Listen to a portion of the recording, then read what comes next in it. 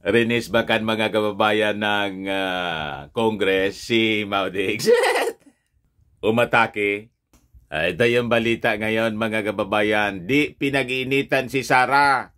House Party leaders fire back at Rodi after Romualdez tirade.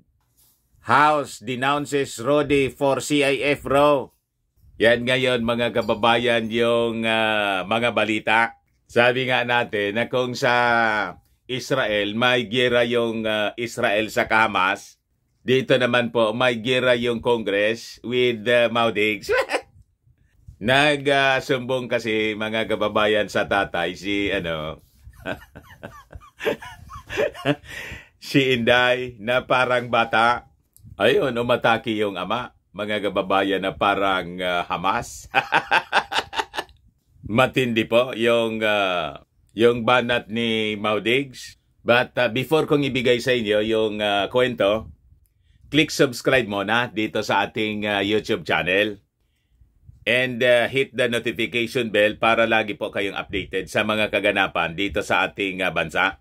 Like and share na rin po ninyo ng ating video. At wag na rin po ninyo na skip yung ating mga commercial ads para tuloy-tuloy lang ang pag-unlad ng bagong Pilipinas, the land of fear. So paliwanag mga kababayan ng House leadership, hindi man anya namin pinag-iinitan si Sara. Tama po, ang nag-iinit lang naman po si Sara. Si Inday lang naman yung mainit. Siya yung nagsabi na I leave it to the wisdom of the House. I can live anya without CIF. Pagkatapos, biglang nagtantrum si Inday. Naging kalaban na ng bayan yung mga kontra daw sa CIF. Dinamay lahat. Kumbaga may kalaban ng bayan doon. Yung mga makabayan black, yun ang pwede nating sabihin na kalaban talaga ng bayan, kalaban ng gobyerno. Tapos, yung mga makabayan black po, di naman kailangan pa na gamitan pa ng CIF. Deklarado nila. Identified nila. Hindi nila tinatago na kalaban sila. O diba? Kailangan pa ba na gamitan sila ng CIF? Kumbaga yun ang punto ni Maudigs. Di ba yung CIF ay for intelligence gatherings para alamin kung sino yung mga lumalaban? Alam na nun pa, 50 years ago pa. Alam na natin, alam ng mamamayan kung sino yung kalaban ng bayan. Hindi mo kailangan ng CIF dyan. O ngayon, dinamay mga kababayan ni Maudigs yung buong kongreso. Kaya ngayon, rumisbak. Ito yung balita ngayon. Leaders of political parties sa kongreso mga kababayan are rallying around Speaker Martin Romualdez after former President Rodrigo Duterte accused him of wallowing in funds that should be publicly accounted for. Sa statement mga kababayan na pinalabas ng iba-ibang mga party leaders kahapon, party leaders cried foul over Duterte's claim that pork barrel funds are still existed in the House. They said it was deeply unfortunate that the former president was now critical of Congress. Napasama mga kababayan. Lalo nitong lulubog si Inday kasi yung mga congressmen, sila yung may influence sa mga local voters sa bawat distrito. O, di ba? 0 vote for Inday. Yan ang mangyayari niyan. Kalaban yung buong kongreso. At for the next 5 years mga kababayan, malamang mahirapan na si Inday sa kanyang pundo. Yung Congress po, yung may kapangyarihan sa pag-allocate ng mga pundo, they have the power of the purse. Sabi nga, ika nga. Sabi dito sa balita, all political parties in the House of Representatives have united in denouncing former President Rodrigo Duterte for attacking the insinuation after it slashed 650 million pesos in confidential and intelligence funds of two offices headed by his daughter, Vice President Sara Duterte. Lumalabas ngayon mga kababayan na yung pag-upo ni Inday, yung pagtakbo ni Inday, mga kababayan, as Vice President, tapos DepEd Secretary, naka-rely na lang sa CIF. Yun na lang mga kababayan yung intensyon. Yung CIF na lang yung intensyon ni Inday. Hindi na mabubuhay po. Hindi na makagalaw kung hindi na makapaglingkod kung walang CIF. Sabi rito, we leaders of all political parties in the House of Representatives take utmost exception to the remarks made by former President Rodrigo Duterte, said a statement attributed to House Secretary General Reginald Velasco issued late Saturday. Nagkakaisa mga kababayan yung mga partido politikal na dating kaalyado ni Inday. Sa bagay, tinalikuran na yun ni Inday nung issue ng tambalos-los. Kaya lang, nagmabuting loob. Tama yung mga reading natin, yung mga basa natin. Kaya umangla si Inday para magpa-approve lang naman ang CIF. Diba? Tama tayo. Yung mga analysis natin, yung mabuting loob after the issue ng tambalos-los. Umangla si Inday kasi magpapa-approve ng budget. Nang bawiin mga kababayan yung CIF na 650 million. Nagwala si Inday, nagtantrum, parang yung bata mga kababayan na inagawa ng lollipop. Biglang atake na yung mga kontra niya sa CIF ay kontra sa kapayapaan at ang kontra sa kapayapaan ay kalaban ng bayan. So buong kongreso, kalaban na ng bayan. Yan ang lumalabas mga kababayan.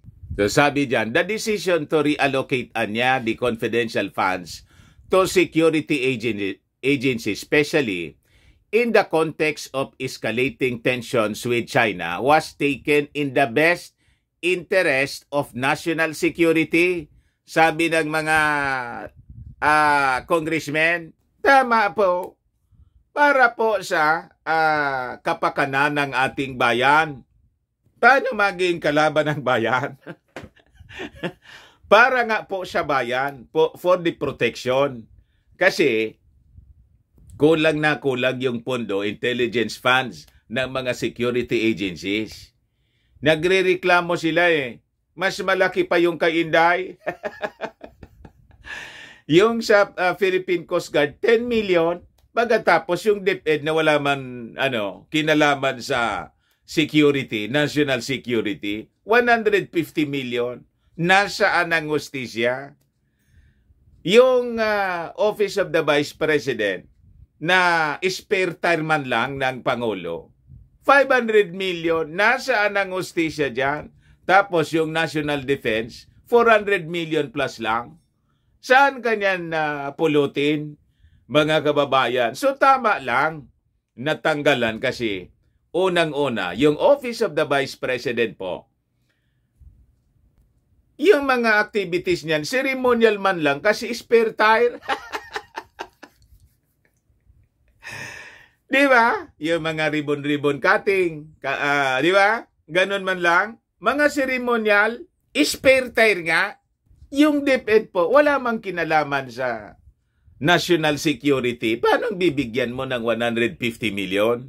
So malinaw po ng intensyon nito na CIF for 2028 po. Yun ang persepsyon ng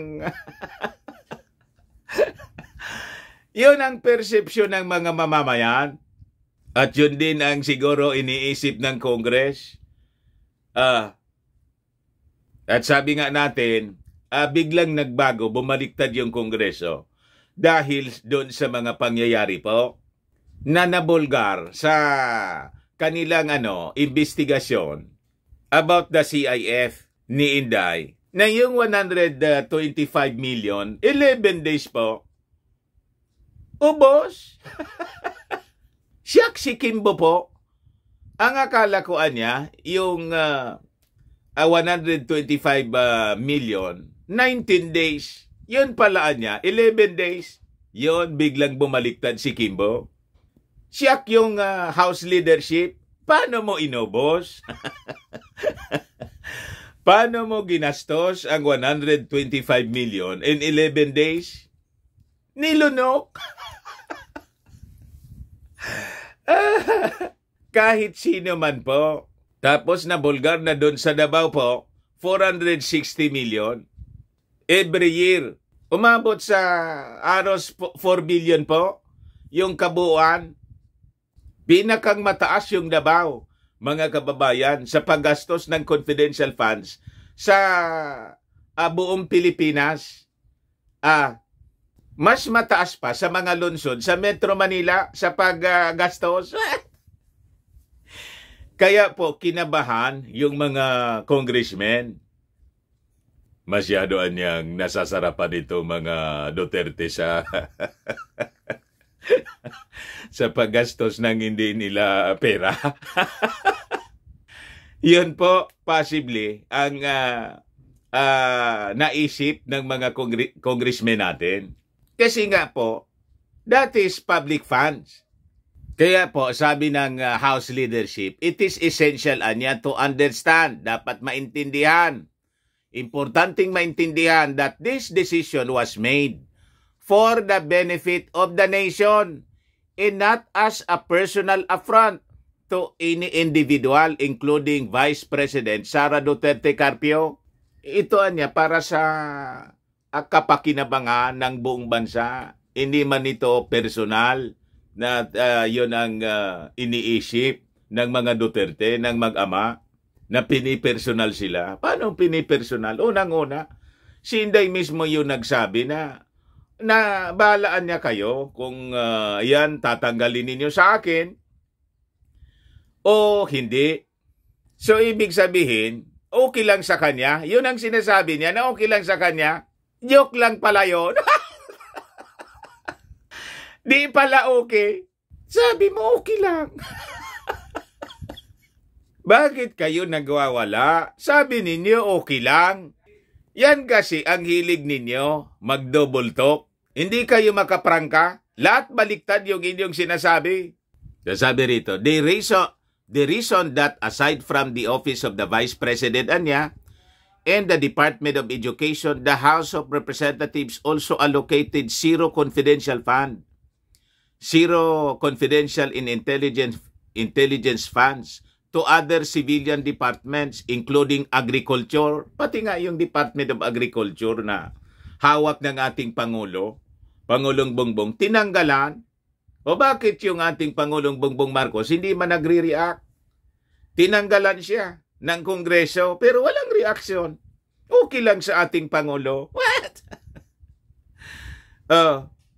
Including Department of Agriculture, Foreign Affairs, yung DFA, kung iisipin, kailangan nila tinanggal. Wala man reklamo po. So, yung DFA Secretary, and Information and Communication Technology, DICT.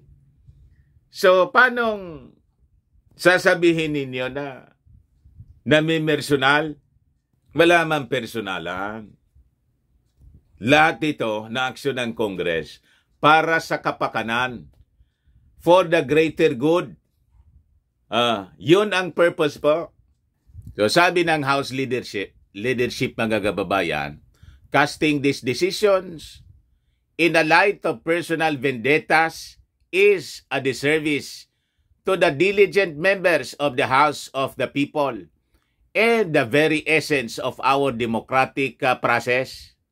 It is critical to remember that the pork barrel system which former President Duterte alluded to has been deemed unconstitutional by the Supreme Court Our members are firmly committed to respecting and upholding this ruling.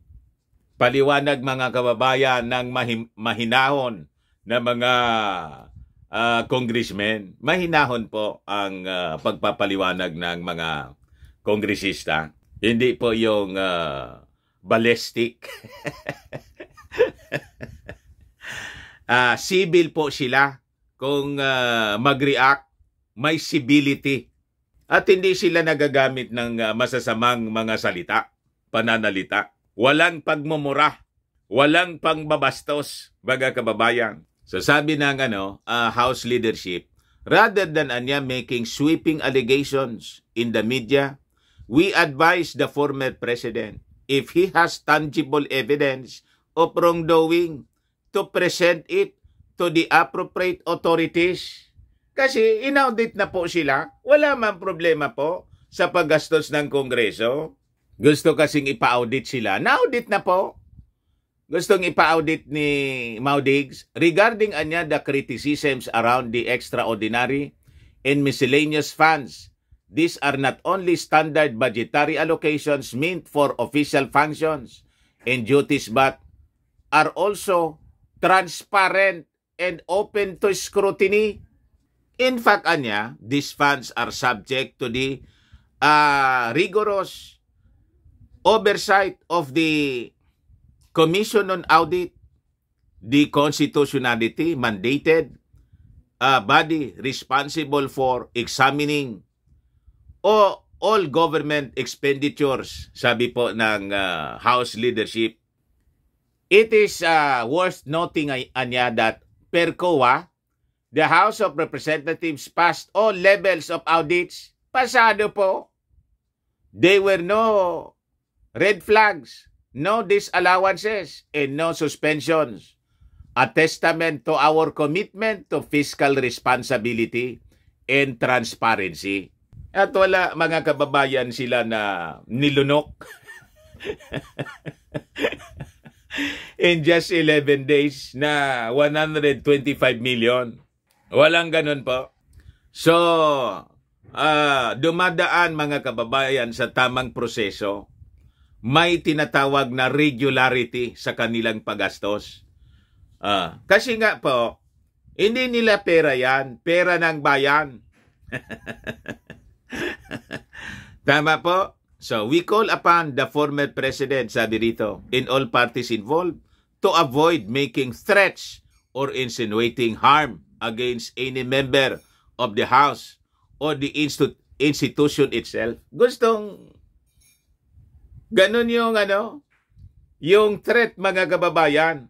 Kaya sabihin mo na sabi kay Inday ni tatay niya. Iyan niya gagamitin para sa'yo. Matindi po. Kakakilabot, mga kababayan. May lahing Hamas yata si Maudigs. Di kaya mga kababayan ganon? Dialogue and understanding should always be at the forefront.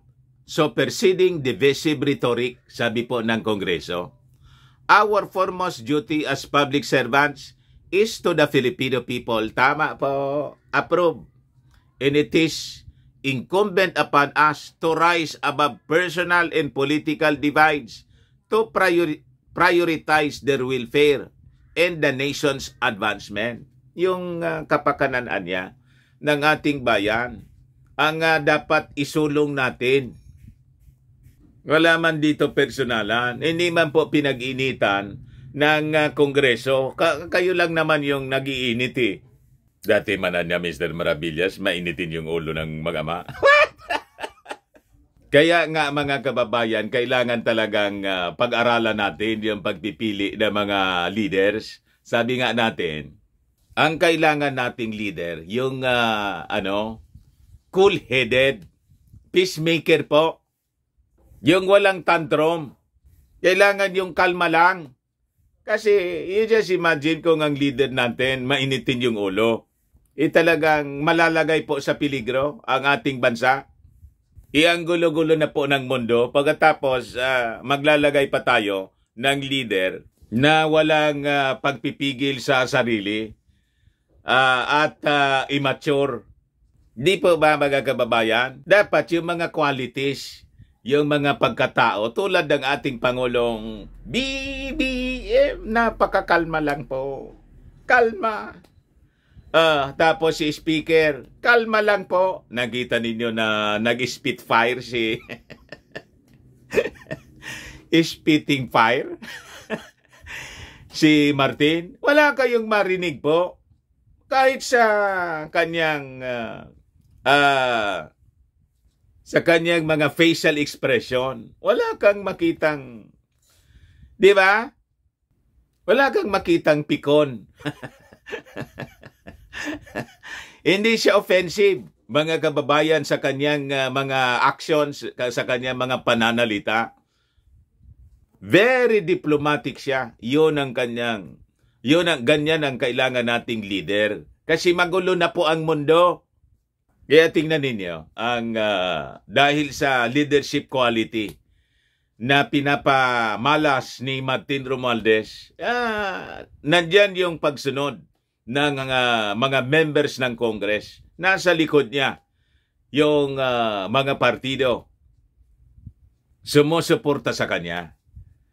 Di ba? Napakaganda. Yan ang kailangan nating leader sa 2028.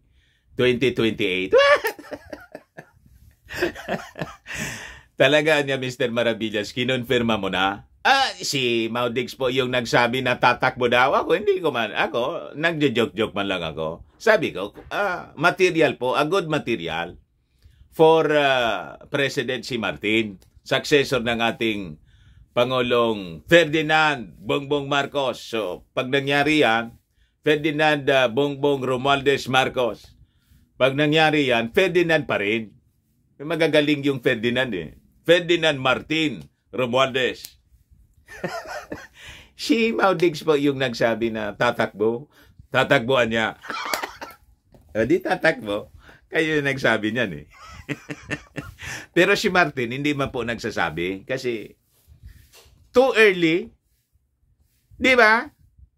And personally po, wala akong knowledge na si Martin nagbabalak. Walang ganun po. Zoom online meeting kami once, mga 3 months ago yata. Anong issue yon? Nagpa-online meeting siya. Walang ganun. Talagang tutok na tutok lang siya sa trabaho sa Congress, mga kababayan, para tulungan ang ating Pangulong Bongbong Marcos sa paglilingkod sa ating mga kababayan. Doon ang na-focus, mga kababayan, ni Martin. Hindi yung politika. Pinolotika po ni Maudix. Ayan man lang po. Baka lang gusto ninyo itong itry. Firmax Firming and Lifting Cream, pinapahid po sa mga pulses and affected area. Mainam po sa paninigas na mga kaso-kasoan. Ito naman po, Automax Radiant Serum. Sa mukha naman yung application. Anti-aging siya. You will look 10 years younger than your age. Sa mga cancer patients naman po, baka lang gusto ninyo itong itry. Nengxia Red Mixed Fruit Drink. Hindi man po siya gamot. Food supplement siya. Kaya lang, gawa siya, mga kababayan, sa goji berry. Yung goji berry may anti-cancer properties. Ayos? O yung mga inquiries ninyo, dumiretso na lang kayo sa aming messenger sa Facebook para masagot namin agad. Ako po si Dante Maravillas. Bye-bye po. God bless.